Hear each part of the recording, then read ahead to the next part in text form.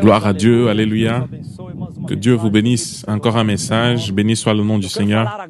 Je veux vous parler maintenant sur le jugement de Dieu.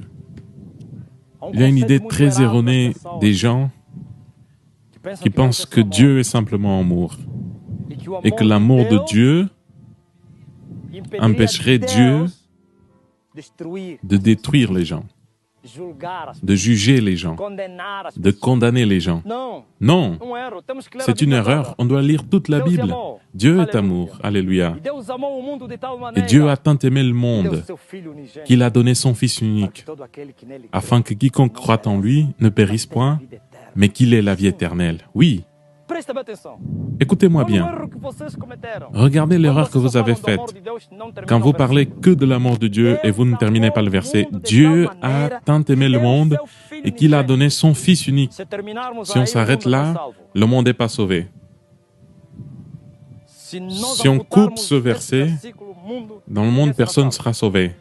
Mais regardez où vient le salut, afin que quiconque croit en lui ne périsse point, mais qu'il ait la vie éternelle. Qu'est-ce que ça veut dire que de périr? C'est le jugement de Dieu. Que veut dire périr? C'est la condamnation éternelle. Que veut dire périr? C'est la perdition. Et la perdition, c'est la mort. Quel est l'endroit de la mort? C'est l'enfer.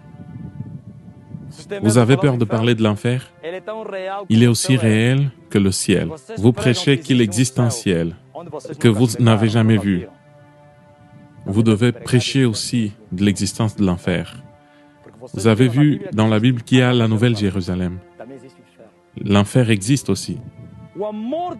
L'amour de Dieu fut répandu à la croix du Calvaire, fut manifesté en Christ Jésus notre Seigneur. C'est pour ça qu'il a donné son Fils unique, afin que quiconque croit en lui.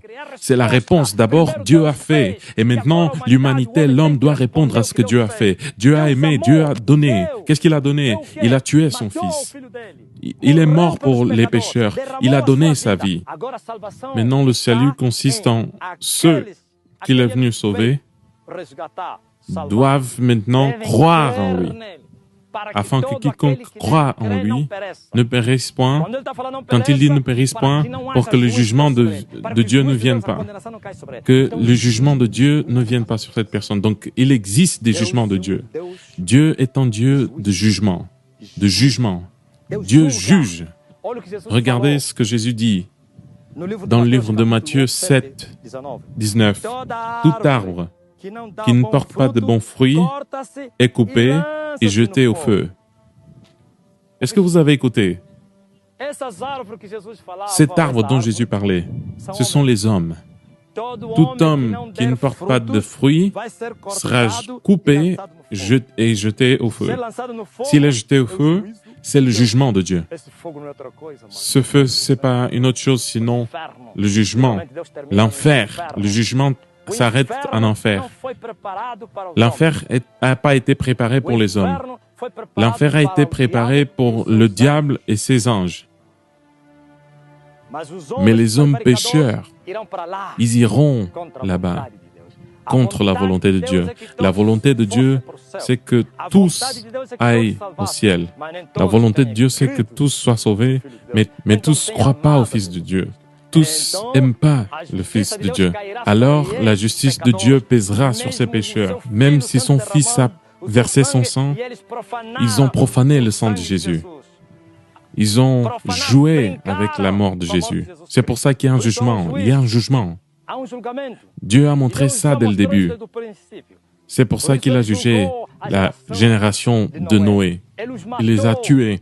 Et vous croyez que ces hommes sont allés où? Vous dites qu'ils ont disparu, comme les faux témoins de Jéhovah. Ils disent qu'après la mort c'est fini. C'est un mensonge de Satan. Russell fut manipulé par Satan pour amener des millions en enfer. Il est en enfer et il continue d'amener des gens en enfer avec sa doctrine de démons. L'enfer est aussi réel que le ciel. Et l'enfer est aussi réel que la terre. L'enfer a été créé pour le diable et ses anges, mais tous les hommes pécheurs vont y aller contre la volonté de Dieu. Si les gens ne croient pas au Fils de Dieu qui est mort pour eux, il ne reste plus que le jugement de Dieu pour eux. Dieu a tué tous les concitoyens de Noé. Dieu leur a tués. Et la Bible dit que seulement 8 personnes ont été sauvées. Mais avant qu'il tue ces pécheurs, Dieu a enlevé Enoch. Enoch marchait avec Dieu et il n'a pas vu la mort. Dieu lui a enlevé. Donc la Bible s'est accomplie et s'accomplit toujours. Dieu délivre de la tentation les hommes pieux. Est-ce que vous avez écouté? Et beaucoup disent, Enoch, c'est le symbole de l'enlèvement de l'Église qui ne va pas traverser la grande tribulation. C'est un mensonge. J'ai déjà dit que l'Église traverse la grande tribulation. Le jugement de Dieu va tomber sur cette terre. C'est pour ça que Jésus parle de la grande tribulation. Il y a eu des tribulations. La dernière sera grande. Dieu a tué les pécheurs au temps de Noé. Et tous ont été tués. Il a encore tué 2 villes, Sodome et Gomorrhe. L'écrivain, l'apôtre dit que ces 2 villes ont été tuées. Ils ont été morts pour qu'elles servent d'exemple pour nous. Si Dieu n'a pas épargné les villes de Sodome et Gomorrhe, la génération de Noé, comment épargnerait-il les pécheurs de cette génération?